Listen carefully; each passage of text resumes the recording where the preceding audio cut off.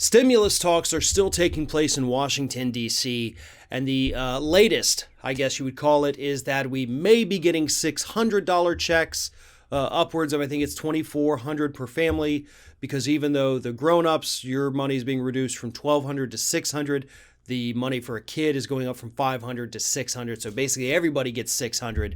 I'm sure it's, going to be means tested if you make above a certain threshold, even though depending on where you are, that's not really a good indicator. Whatever, this is what it is. Oh, but by the way, if you're getting extended unemployment benefits, you cannot get a stimulus check, which is kind of like a double whammy of pain for the people who've lost their jobs during this pandemic. The people who literally need the most help, we're saying, nope, you can't have two helps. You get one. Everybody gets one. This is nuts. What's pissing me off about this, and please understand, I know there's a handful of people on the left that are fighting for more. Not fighting hard enough, I will say. How is this hard? And everybody's jumping in the comments right now, I guarantee you, saying, oh, it's because they're beholden to corporate. We know that. Shut up. We get that. What I'm asking is, why is this so hard for the public to stop voting in the same damn people every election? Congress sucks. Congress is comically incompetent as a whole. I mean, it would be comical if it weren't so dire right now, right? Some of them are incompetent by design, right? Those are the ones who are paid off and they do it for the money. Others are just incompetent because of their own damn stupidity, not realizing that sending Americans money, free money in the mail? People actually like that. Gee. Shocker, right?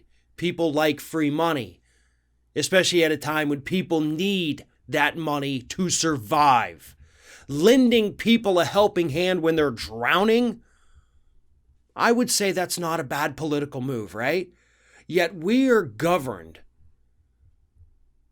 by 535 individuals in the House and Senate who don't seem to collectively understand that. And you know why? Because they don't have to understand it. They don't have to help us. The only people they do have to worry about, yes, are the corporations, because that corporate money could dry up. But they know that our votes are going to be there. We're so damn tribal that it doesn't matter. If you're a Democrat in Congress, you're pretty much safe. If you're a Republican, you're pretty much safe. Same thing with the Senate. Few people lose their seats in any given year, right? You never see big, massive sea changes. And if you do, they don't last for very long. No, there's red districts and there's blue districts, and then there's a few that we like to think are purple, but they're truly not. They do lean one way or the other. Same thing with the Senate. This is why nothing changes. If you keep sending Nancy Pelosi to be the Speaker of the House, you're going to end up with the same damn policies that you've had for the last 20 years. If you still have Mitch McConnell as, Republican Majority Leader in the Senate, you're going to have the same stuff. Same thing with Chuck Schumer. Same thing with Nadler. Same thing with Schiff. Same thing with McCarthy. Same thing with Rubio and Cruz and all the rest of them, and Rand Paul. Nothing will ever change in this country. They will never take care of us until we stand up to them. And the only way we have to do that actually means something, is to vote them out, is to primary them. We just have to stop being so damn scared of challenging the power. That's what it is. That's what this is rooted in. People are afraid to challenge. People are afraid to go with the challenger. Don't be.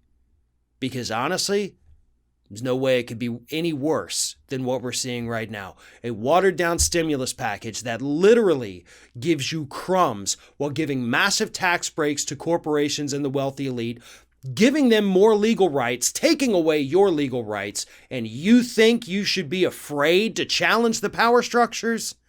Oh, hell no. Vote them out. Every single one of them.